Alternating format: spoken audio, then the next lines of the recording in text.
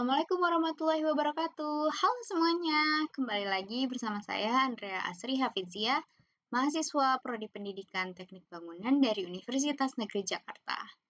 Di sini saya akan mempresentasikan hasil analisis kompetensi dasar dan model pembelajaran pada salah satu mata pelajaran yang ada di SMK.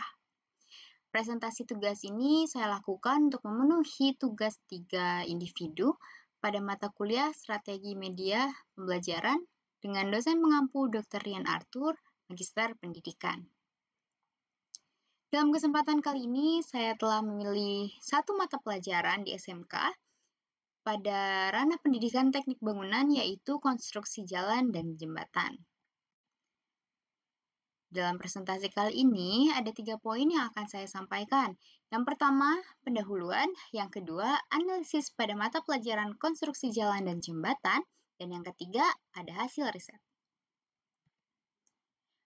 Nah, yang pertama ada pendahuluan. Dalam pendahuluan ini, saya akan membahas sedikit mengenai definisi SMK, definisi kompetensi dasar, dan definisi model pembelajaran. Yang pertama ada definisi SMK. SMK itu apa sih? Sekolah Menengah Kejuruan atau yang sudah biasa kita singkat menjadi SMK merupakan lembaga pendidikan yang telah mengkhususkan diri untuk mendidik siswa dalam bidang ilmu tertentu. Biasanya siswa yang masuk SMK ini telah memiliki pilihan mengenai arah karirnya, karena mereka yang telah memilih sekolah dengan bidang keilmuan tertentu. Saat ini, SMK menjadi program utama bagi pemerintah. Nah, yang selanjutnya ada definisi kompetensi dasar. Kompetensi dasar atau yang biasa kita singkat menjadi KD ini adalah sejumlah kemampuan yang harus dikuasai oleh peserta didik dalam mata pelajaran tertentu. KD ini adalah konten atau kompetensi yang terdiri dari sikap, pengetahuan, dan juga keterampilan. KD ini bersumber pada kompetensi inti yang harus dikuasai oleh peserta didik. Nah, kompetensi tersebut dikembangkan dan dengan memperhatikan karakteristik peserta didik, kemampuan awal, serta ciri dari suatu mata pelajaran. Nah, lalu yang ketiga ini ada definisi model pembelajaran. Mencantumkan dari Winarno pada 2009, model pembelajaran adalah kerangka konseptual yang menggambarkan prosedur sistematik dalam mengorganisir pengalaman belajar untuk mencapai tujuan belajar. Lalu dikutip dari Dudung pada tahun 2017, fungsi model pembelajaran adalah sebagai pedoman bagi perancang pengajaran dan para guru dalam melaksanakan pembelajaran. Pemilihan model pembelajaran ini sangat dipengaruhi oleh sifat dari materi yang akan diajarkan, tujuan yang akan dicapai dalam pembelajaran, serta tingkat kemampuan peserta didik.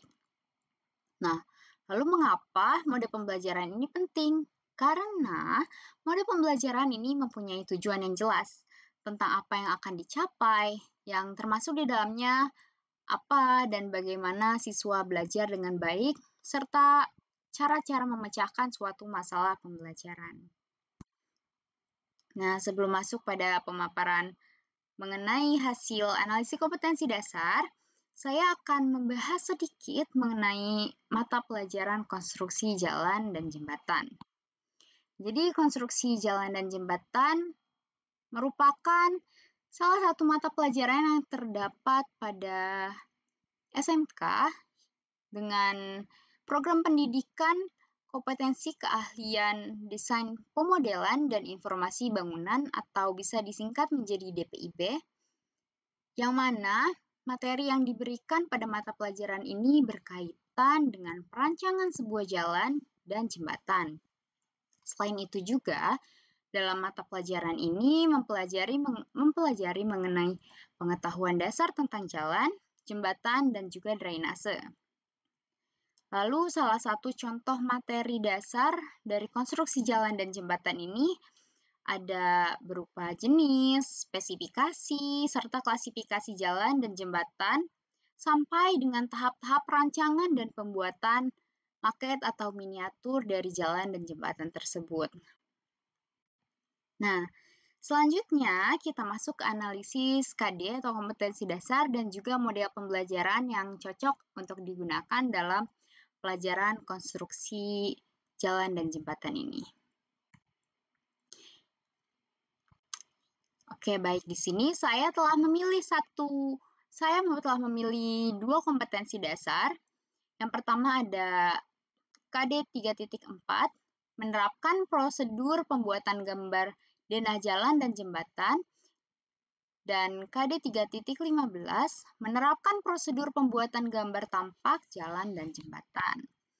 Nah, dalam kompetensi dasar ini, siswa diharapkan dapat mengamati atau membaca informasi mengenai gambar denah jalan dan juga jembatan, serta gambar tampak jalan dan juga jembatan dalam bentuk lisan, tulisan, gambar, atau media lainnya.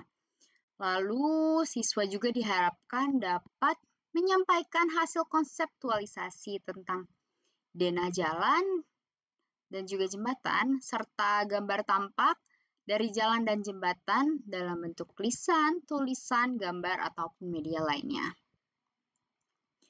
Nah, dalam kompetensi dasar ini juga, siswa diharapkan dapat mengeksplorasi mengenai gambar denah jalan dan jembatan, serta cara-cara menggambarnya dalam bentuk sketsa atau gambar teknik. Lalu dalam kompetensi dasar ini juga, guru menyampaikan mengenai jenis-jenis gambar proyeksi, cara penyajian gambar denah jalan dan jembatan, serta memberitahu bagaimana cara pembuatan gambar denah jalan dan jembatan. Selanjutnya, di sini ada model pembelajaran yang cocok untuk diterapkan pada project-based learning. Nah, model pembelajaran yang cocok untuk ditetapkan pada mata pelajaran konstruksi jalan dan jembatan adalah project-based learning atau yang biasa kita singkat menjadi PJBL ya. Menurut Doppelt pada 2003, project-based learning ini merupakan salah satu metode pembelajaran yang berasal dari pendekatan konstruktivisme yang mengarah kepada upaya problem solving. Nah, PJBL ini merupakan model pembelajaran yang menggunakan proyek sebagai proses pembelajaran untuk mencapai kompetensi sikap, pengetahuan, dan juga keterampilan. Nah, penekanan pada model pembelajaran project-based learning ini terletak pada aktivitas-aktivitas untuk menghasilkan sebuah produk. Jadi, nanti pada akhir pembelajaran, siswa diharapkan mempunyai sebuah produk. Model pembelajaran ini memberikan kesempatan kepada para siswa untuk menentukan sendiri proyek yang akan mereka kerjakan, baik dalam hal merumuskan atau memilih topik yang akan diteliti ataupun menentukan kegiatan yang akan mereka lakukan.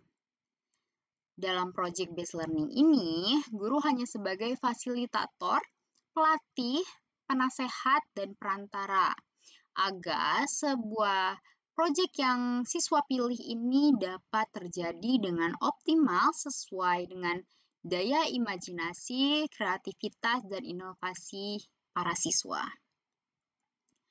Project-based learning atau PJBL ini merupakan salah satu model pembelajaran yang dapat mengkonstruksi pengetahuan dan juga keterampilan siswa melalui kegiatan praktik yang diperlukan untuk meningkatkan kreativitas, motivasi, serta memberikan kesempatan kepada pengajar atau guru untuk mengelola pembelajaran di kelas dengan melibatkan kerja proyek. Nah, yang terakhir di sini ada hasil riset.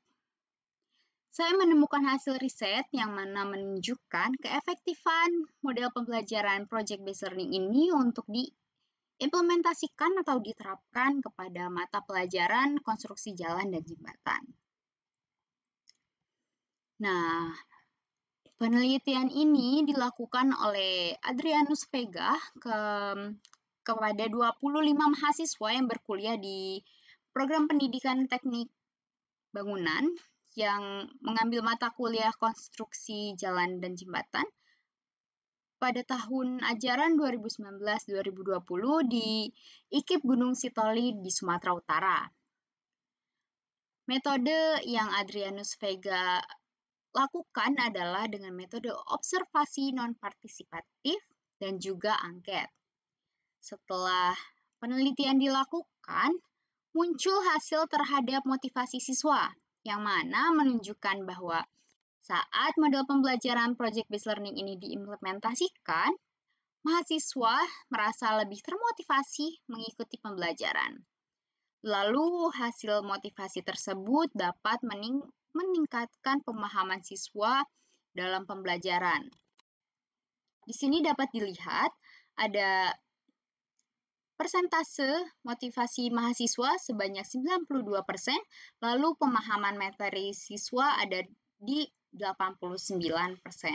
Yang mana hasil itu meningkat setelah dilakukan penerapan project-based learning ini. Nah, sehingga dapat kita simpulkan bahwa model pembelajaran project-based learning ini dapat diimplementasikan dan cocok digunakan pada mata pelajaran konstruksi jalan dan jembatan. Kenapa? Karena dapat meningkatkan motivasi belajar dan juga menuntaskan tugas dengan hasil yang baik untuk siswa. Hal tersebut merupakan tujuan utama dari model pembelajaran project-based learning, meningkatkan motivasi siswa dan juga pemahaman materi. Baik, sekian yang dapat saya sampaikan. Jika ada pertanyaan mengenai presentasi hari ini, silahkan tulis di kolom komentar ya. Semoga ilmunya dapat bermanfaat, dan untuk segala kekurangannya mohon dimaafkan. Wassalamualaikum warahmatullahi wabarakatuh. Bye!